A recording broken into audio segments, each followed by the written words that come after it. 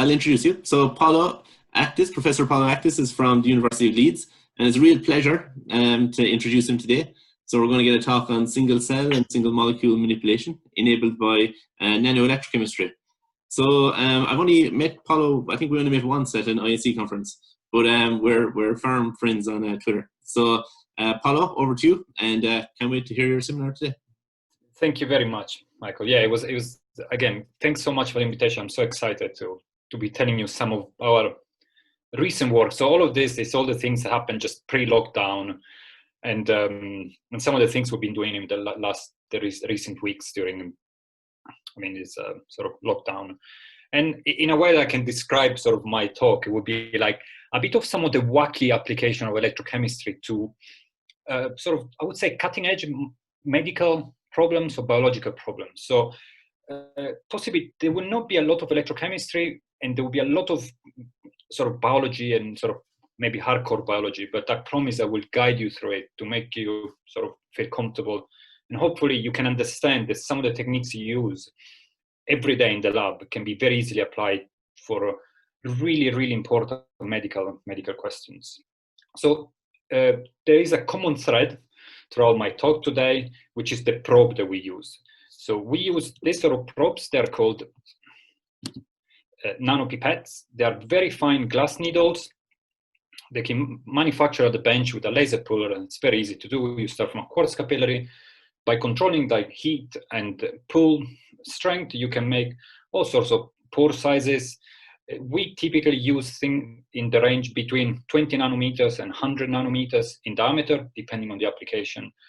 You can go as wide as micron size, and people say that you can go down to few tens of nanometer if you're really good. So it's a really easy way to make nano probes and with a nano pore at the tip.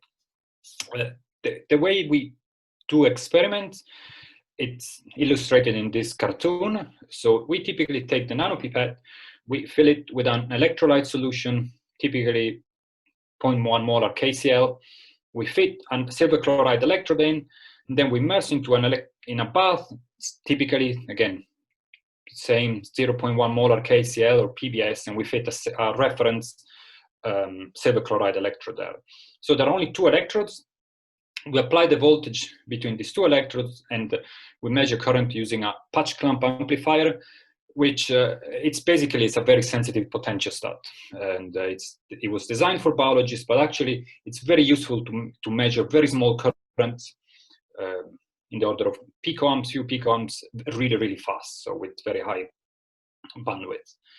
And so this is in a very simple way how we do the experiment. So all the signal that you will see today, it's and all the signal we measure is an ionic current. So there is no electron transfer in this case. We just measure ions sort of going in and out of the nanopipette depending on the applied voltage. One exciting properties of these nanopipettes is that they can act as a proximity sensor. So if you have your nanopipette and you apply a constant voltage as an output, you will get a constant ionic current. And if you then approach this nanopipette over any surface, this ionic current will drop. And the drop of the ionic current, it will depend on the separation between the tip of the nanopipette and your substrate. The nice thing is just the amount of the drop. It's related to the distance between the tip and your substrate. And if you then connect this pipette with a nanomanipulator, then you can move it in X, Y, and Z, and you can reconstruct topography of the materials you're looking at. And this can be applied to a wide variety of material. In its original inception, it was designed to work in liquid. So this gave rise to this technique called scanning ion conductance microscopy, SICM in short, first published by Paul Ansma in 1989. And I would say possibly the key application of this scanning probe technique was to image living cells, because it's non-contact. You don't require any, for example, any redox mediator, like would be the case for SECM. So it's a bit more, I would say, benign for cells, and actually can provide very high resolution in a way that you can obtain images like this. This is something we obtain in the lab, and it's you can image living cells. So you can see this intricate network. This is a DRG neuron. So DRG neurons is basically the neurons responsible for pain sensation. So when you eat a spicy curry and you feel this burning sensation in your mouth, it's because of these neurons here. They have some receptors that can detect presence of capsaicin in your curry. And you can see that the colors here, they're not just for making the image pretty, but actually they tell you sort of the height of the features. And you can see the possibly that the yellowish color is tall, and the green, the red color is low. And so we can reconstruct a very high resolution in X, Y, and Z. Throughout the years, lots of different cells have been imaged, and lots of different advancement on SICM enable to do lots of really fun stuff on cells. But what I want to talk about today is not just about imaging cell, but it's about sort of interacting with cells. So the first thing I will tell you about, the first story, it's what I call single-cell nanobiopsy, which is the marketing name. In other words, what we want to do, we want to take the nanopipette, insert inside the cell, and extract a little bit of the cell content without killing the cell. So that's why we use the word biopsy, because it kind of reminds us of what we do when we go to a doctor that sticks a needle inside some part of our body to collect some sample. It's a bit painful, but it does not kill you, and it's very informative, because then you can analyze this content and then decide a treatment or use it for diagnosis. So the key challenge here is how do you manipulate, how do you extract a tiny amount from cell cytoplasm? And what we do, we take advantage of our beloved liquid-liquid interface. And so back in 2007, Laforge and actually in the group of Mike Mirkin sort of published this paper about electrochemical add-to-syringe, when actually they used something that was actually very well known in the liquid-liquid interface community. It's the fact that if you apply a voltage between two immiscible liquids, you can move the interface. And so what you see in this image, you can see a nanopipette here, which is filled with dichloroethane, and it's immersed into a water, an aqueous solution. So at the very tip here, you form a liquid-liquid interface because dichloroethane is immiscible with water. You don't see them there, but there are two electrodes. One is fitted inside the nanopipette, and one is in the aqueous solution. So hopefully, if the connection will support me, you can see what happens at the interface once you apply a voltage. And hopefully here, if you concentrate on the tip, you will see sort of this little movement, which is aqueous solution going in and out of the pipette. And you can control this by controlling the magnitude, the duration, and so the magnitude of the applied voltage and its duration. And again, Mike Mirkin's group used this sort of discovery, this movement to inject cells. And a few years ago, we thought about, well, can we use the same thing to do the opposite? Can we extract? Can we perform this sort of interface movement inside a cell? And because a nanopipette can be integrated into an SICM, as I showed you before, this in theory should be quite simple. And you know, it was simple on paper. I mean, when we thought about it, it took a bit of time to make it work. But then after a while, we made it work, and it looked like this. This is sort of an example of what a biopsy looked like. In the background, hopefully you can see something, a cell, and I can highlight here the border of the cell. And the nanopipette integrate into SICM, approaches the cell membrane, penetrate the cell membrane, and then extract a tiny little amount of its cytoplasm. So this nanopipette is filled with dichloroethane. Possibly you can see a little hole that is left after the cell is penetrated.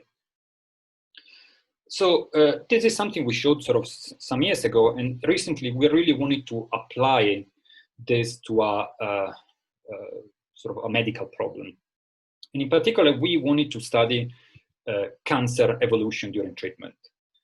we were looking at a particular type of cancer called glioblastoma multiforme, or short for GBM, which is very rare, luckily, but it's a very deadly type of brain cancer. And if anybody that gets diagnosed with GBM will die. So there is no cure whatsoever. 100% of the time, you will die within 2 years. So it's a terrible, terrible disease. And so we really wanted to try to see if we can use this technique to monitor how cancer evolves during treatment. And I just wanted to show you like why, and give you like a really brief introduction of sort of cancer biology. What you see in this slide, you see this gray blob here. Let's assume it's a normal cell. This is a cell. At some point, for some sort of genetic reason, these cells become cancerous, so it becomes blue here. So there is something that changes in the cells, becomes cancerous, and when it becomes cancerous, it starts to divide in an uncontrollable fashion. And while it divides, this is what happens, that these cells keeps dividing really, really fast, and as it divides, it changes. It changes its sort of its genetic sort of makeup changes over time, and that's how it's represented by all these different colors. So you can see that there are sort of some yellow cells, like an orange here, some blue, red, and pink. All of these are called clones, so they're all related to the original cell, to sort of the mother cells, but they're all slightly different. So there is an incredible diversity of cancer. So when cancer sort of evolves, it changes in a variety of different cells. They're all sort of similar to each other, but they have tiny differences that make them behave in a slightly different way. So usually, from a medical perspective, when the cancer grows to a certain level, then treatment kicks in. And in particular case of GBM, treatment is consists of, well, you need to undergo surgery. So a surgeon will just remove the cancer from your brain. You'll have to go through radiotherapy, and you have to go to chemotherapy. It's absolutely horrible, but typically you kill off many cells, but not all of them. So this is what represented by treatment. And in 100% of cases of this tumor, it grows back. And the question we want to answer is like, why does it grow back? Is it because, for example, there is something special in this yellow cell that makes it resistant to treatment?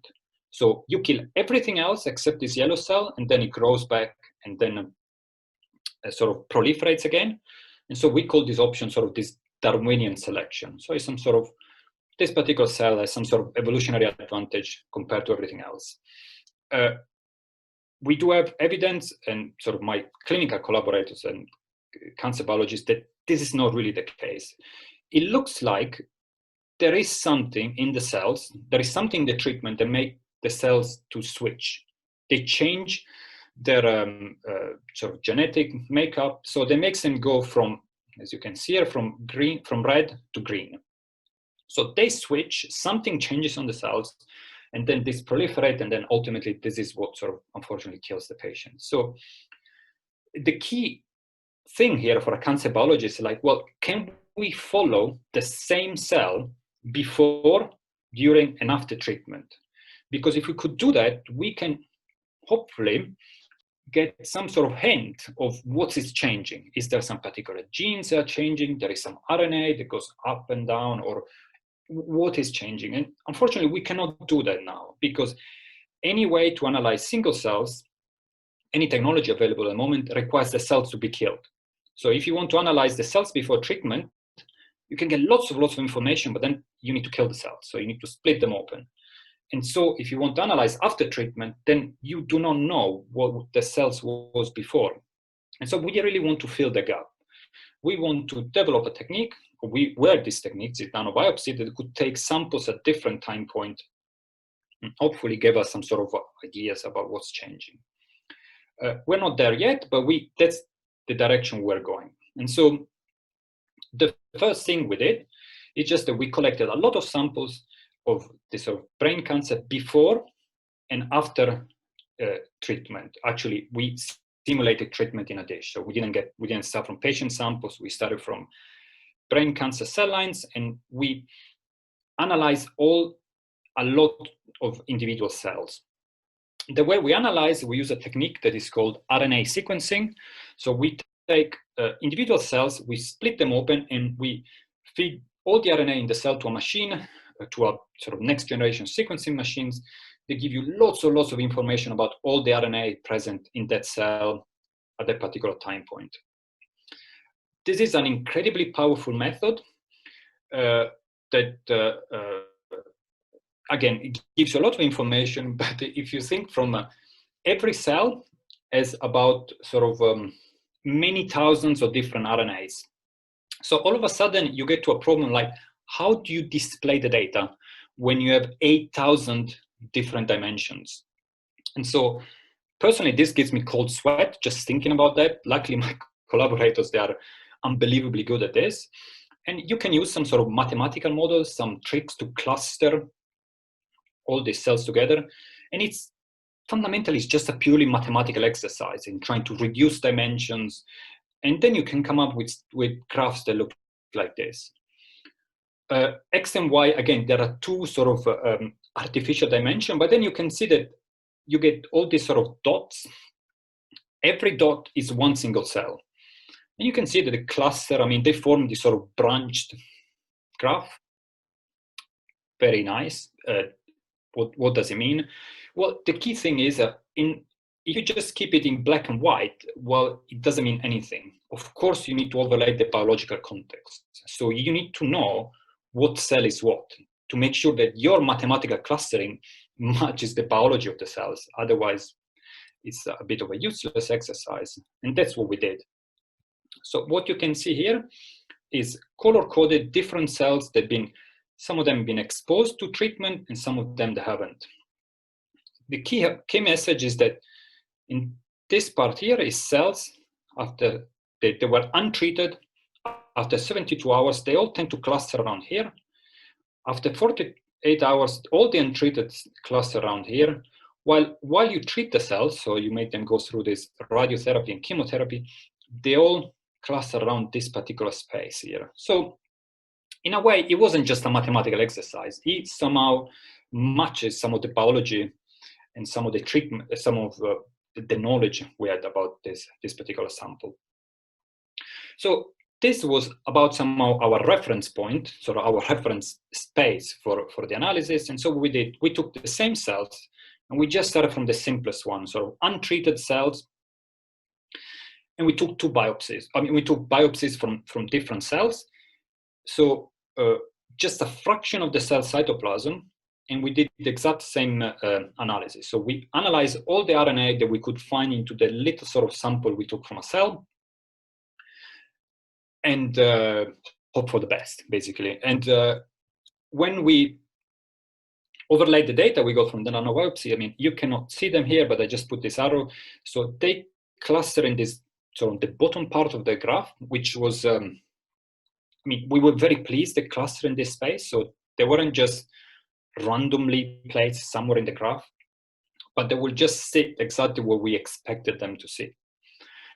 And we were unbelievably pleased with this, because in a way, what we realized that you do not need all the DNA, sort of all the RNA of a cell to position these cells in this map, but you can just take a little sample, and even if it's a little fraction of the cytoplasm, you can get enough information to then place it on this map. And so this was something that, again, was really exciting for us, because it's telling us that we can take things out from the cell, we can analyze it, and it looks like we can understand, we can get some sort of biological information about this. And so now what we are trying to do with this technology is basically we want to do what's called this longitudinal nanobiopsy. So we want to take samples from the same cell at different time points to follow its evolution. All of this that I'm showing now, it's beautiful work by someone that is actually attending this talk, Fabio Marcuccio. This is his email. If you have any question, suggestion, if you have anything that sort of excites you, please send either myself or send him an email, and he would be happy to, again, share with you info or discuss this more in detail. What you can see here, it's sort of fluorescent cell that we sampled, and then we kept following the same cell. After day 2, this cell split into 2, and then we let it grow again, and after sort of day 3, the cell split into 4, and then we took different samples again. This was done literally weeks before lockdown, so we've done just some sort of preliminary sort of analysis on these samples, and this is what we'll be sort of working on as soon as we are allowed back in the lab. At the same time, from a more like fundamental sort of perspective, from a more, I would say, physical chemistry approach, we want to understand a bit more why this interface move. We know that it moves, we know we can take samples, but we know that it's not very easy for us to control. And we don't really understand what's really driving it and how we can optimize it to make it suitable for our application. And I've always been too scared to go into this, and Fabio actually is brave and bright, and he started to develop a console model and some trying to understand this interface movement. This is something I'm pretty useless at, and I'm so lucky that Fabio is so good at this. But I know that most of you that will be listening you work on this sort of problems on a daily basis. And again, we would like to hear from you, collaborate with you, get feedback, and happy to share whatever we have so far. And again, if you want to join us in this journey to understand this, please send an email to Fabio, myself, and I'll be happy to work together. And so this is where we're going for this biopsy. And then today, I just want to tell you sort of a second story of the work that we do, which is basically the opposite. So far, I've shown you that you can extract content from cells, but of course, we can even inject material into cells. And in particular, we want to do in a very precise way. So we want to inject and count one by one all the molecules or biomolecules we inject into cells. Just go right.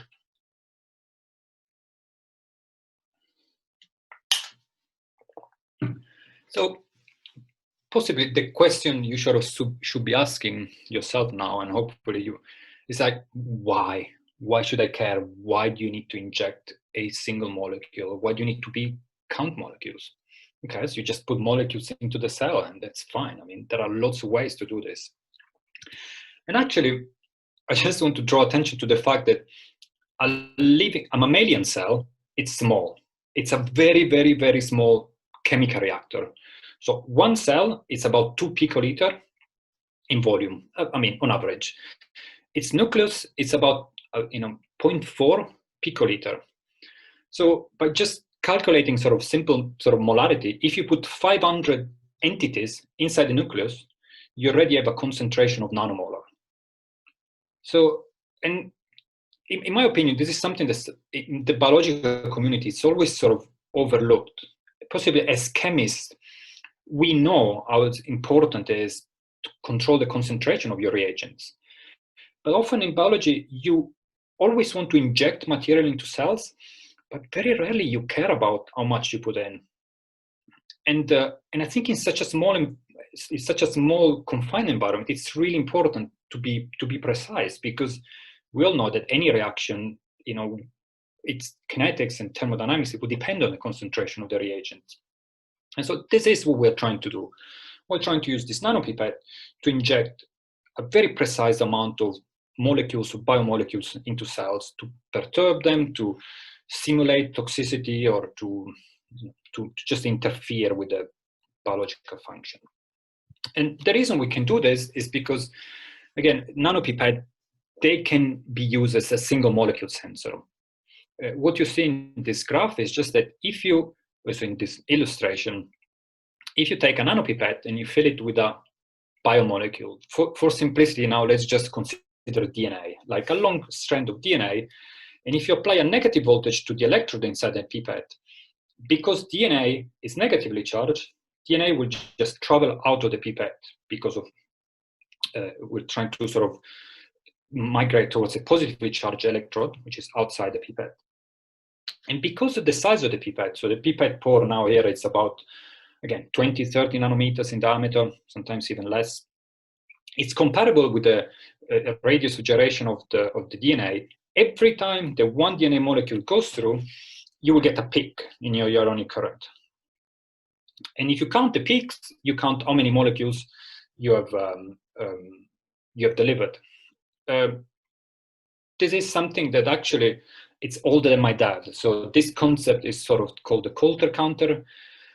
It's been used in the 40s. It was mostly used in sort of on a micron scale to count cells, but fundamentally it's nothing really new. The new thing is just we shrank down the dimension, and now we can analyze biological entities that are much smaller than before. And this could be applied, for example, DNA, proteins, or a variety of other biomolecules. And so I just want to give you an order of some sort of idea what sort of signal we typically measure. So we get these peaks. Every peak is a molecule traveling through the nanopipette.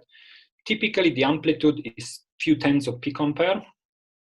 And the dwell time, which is the width of the peak, it's in few tens to few, sometimes hundreds of microseconds. So this molecule travels through the pipette pretty fast. It give like fairly small signals. They are nevertheless fairly easy detectable for us. And so this is sort of how we do the experiment. What you can see here on the left is this SICM topography that I've shown you before of a neuron, or actually multiple neurons with all their connections. These are primary neurons, so they came out straight from a mouse. Because the SICM is mounted on top of an optical microscope, we can get a bright field image. So we can get optical image and topography, and we can overlay them. And you can see this rectangle here. It's exactly the topography overlaid over the bright field. And then we can use the topography to tell the pipette where to go. For example, here I think we targeted this particular neuron right at this spot, and inject material into cells. Here we injected just to start with a fluorescent dye, and you can see that this particular neuron then it became like bright green. So it was a green dye, made the neuron green, and you can see all the neurite were green.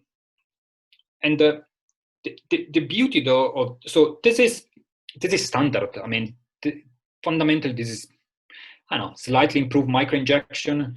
It's been around for ages, and just this is not particularly exciting. What we think is really exciting is that alongside this, we can obtain traces that look like this. So this is a baseline subtracted ion current trace. You see hopefully lots of different peaks, and every peak is a molecule going out of the pipette, going into the cell. So here we fix the voltage, so we fix the time to 60 seconds, and we can count. We literally count how many peaks. It's 103.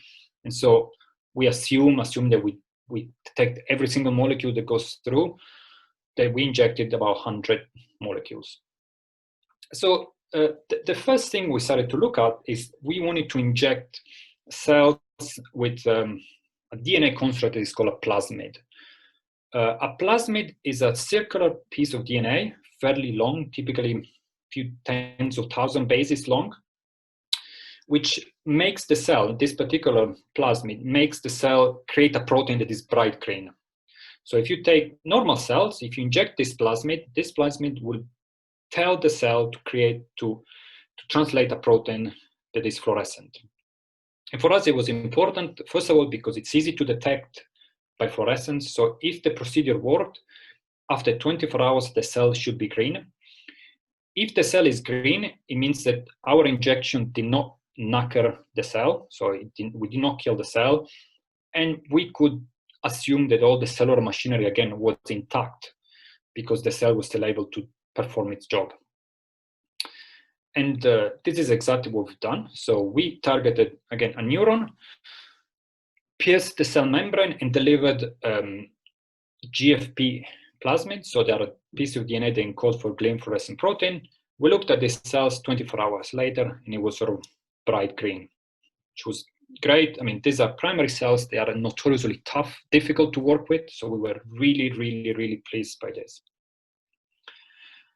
And the technique as well allows us to do some, we can decide as well where we want to inject the molecule of interest. So in this case, we took a cell and we labeled its nucleus red, so at least we knew where it was.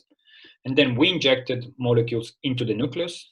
You can see it was green in this case. And then when you overlay both image with the bright field, you can see these cells, the one we injected, it was yellow because the green overlay perfectly with the red. At the same time, we record ion current traces with peaks that allows us to count how many molecules we've injected to this particular nucleus. We can do the other way around. So if we want, we can inject molecules just in the cytoplasm. So here, again, cells, they've been labeled red, so that their nuclei, they are red. Here we inject the cytoplasm, and you can see that everything but the nucleus is green in these two cases. So in a way, we just wanted to highlight that we do have this single molecule resolution to inject, but we do have even spatial resolution, so we can inject in compartments if we want to. But we wanted to push our technology a bit more because, again, from a biological perspective, delivering nucleic acid into cells, it's easy. There are millions of different ways. They work well. Yeah, you don't have like control, but it's I don't know. We were almost trying to find a problem for something that was not an issue. And but on the other hand, protein injection, that's a different story, because injecting protein into cells, functional proteins, this is challenging. It's very challenging. It's not easy. Most of the time, they get encapsulated into lysosomes or endosomes, or it's very difficult. And so let's see if with our technique we can inject proteins. And so we picked this particular protein, which actually is an enzyme called Beta-galactosidase. It's a fairly large, so 460,000 Dalton enzyme that has 5 different domains. We choose this one because this enzyme is functional only when the 5 domains are all folded correctly. And so, because one question was, well, if you translocate a protein from inside the pipette into a cell under an applied field, then in this protein need to squeeze through a tiny little pore, we might unfold the protein so it's not functional anymore. And so the only way that this enzyme is functional is if all these 5 domains are perfectly folded. As a readout, we use a fluorescently labeled galactose. So galactosidase will cleave galactose, and only when the fluorescent tag is cleaved from galactose, then the fluorescence will appear. And so this is what we decide to do. We picked a cell line, again, primary cell line called keratinocyte. This is the SICM topography. It was a big mistake to pick this one, but hey, we picked the cheapest primary cell we can find on an online portal. But then we realized that these are sort of skin cells, and they are super tough, and so that they were not that easy to pierce with a nanopipette. Nevertheless, we managed to run some experiment, again, I think it was last January. And so we decided to target the nucleus, and we started to inject this beta-galactosidase into the nucleus for as long as we could. And so you can see these traces with peaks, and we injected, and injected more. The idea was trying to get as much protein in there, as much enzyme, so then we could get a detectable signal via fluorescence. And indeed, when we looked at the fluorescence of the injected cell, this one, it was the only nucleus that was fluorescent.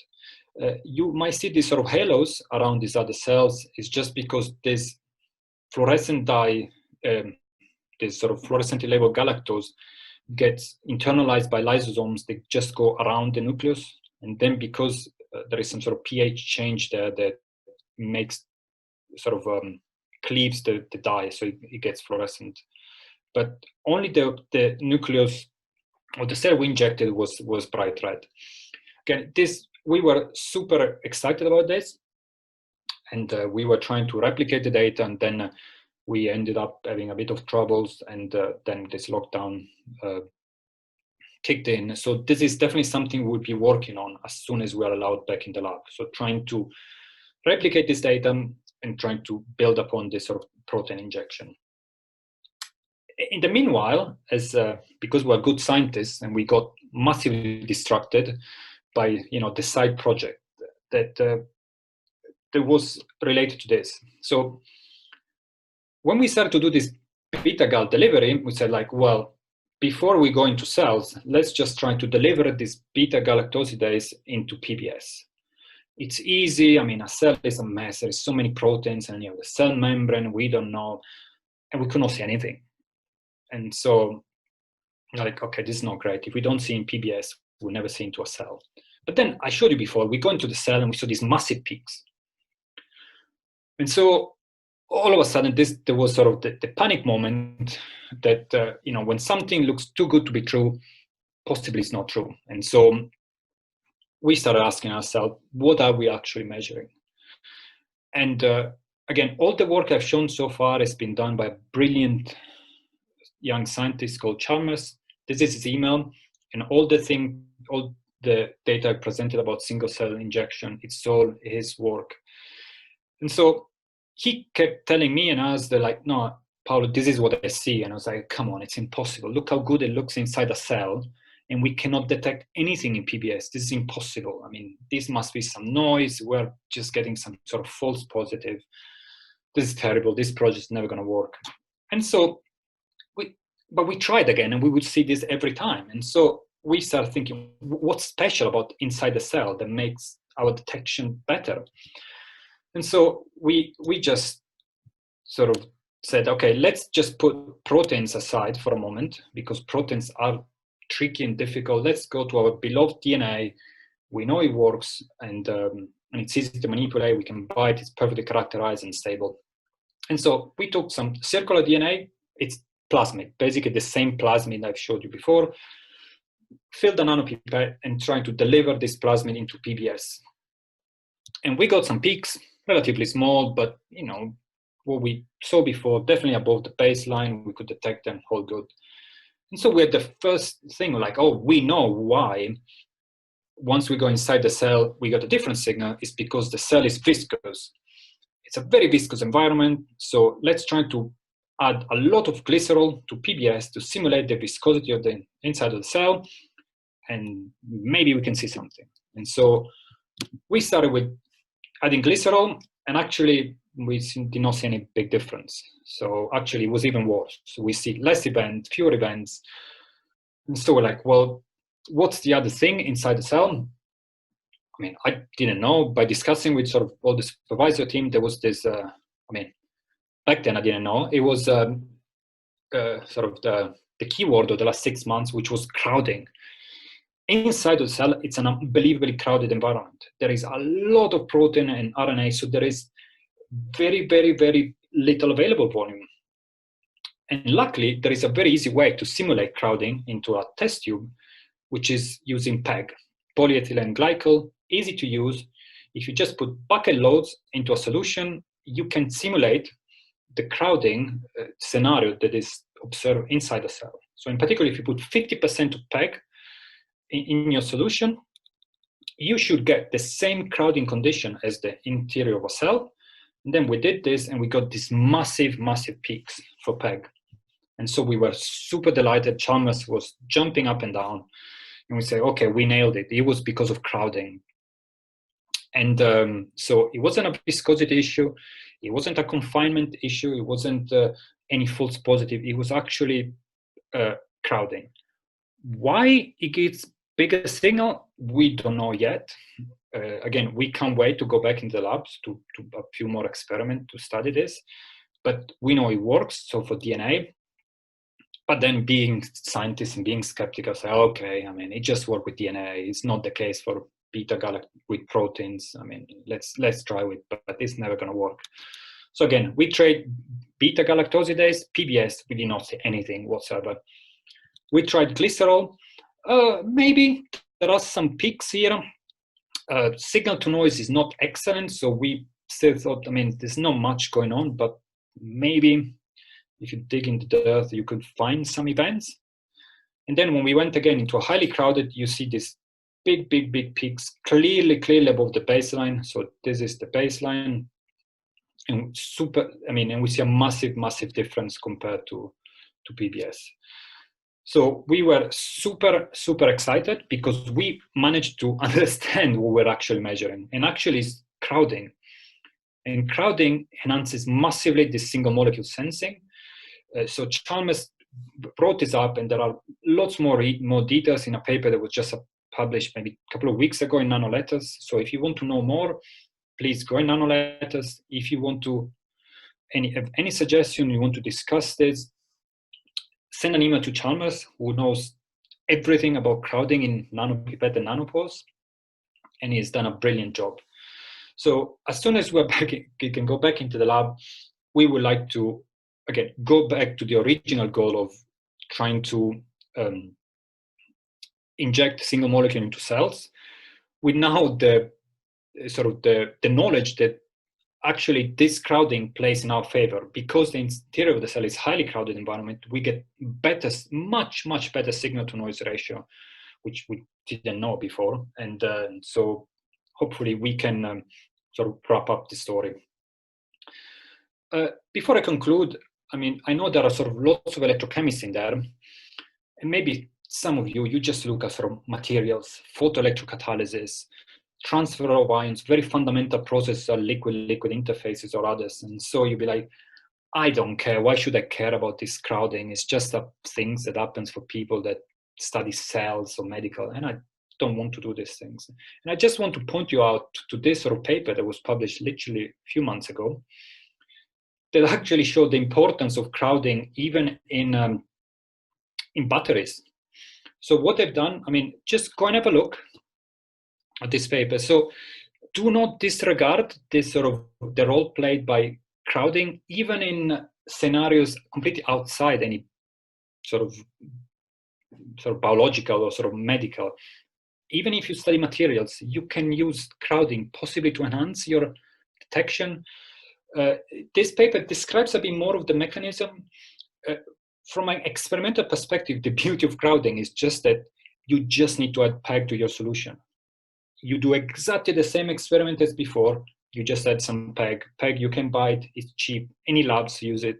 It's even like prevents fouling, so nothing will stick to your pipette or electrode. It will take you 1 or 2 days. Try it.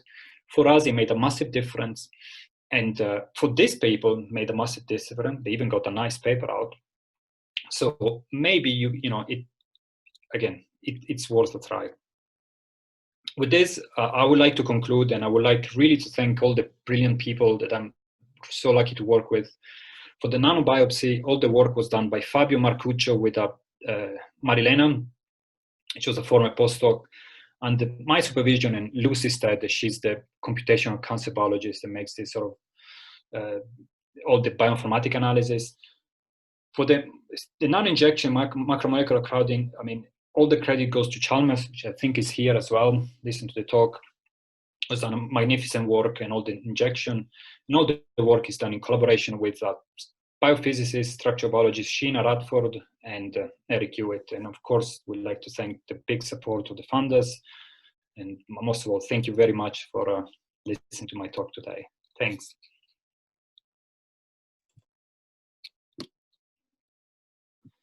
Thanks so much, Paolo. Absolutely inspiring. So maybe you can stop sharing your screen, and yes, I'll do that. We can take some questions.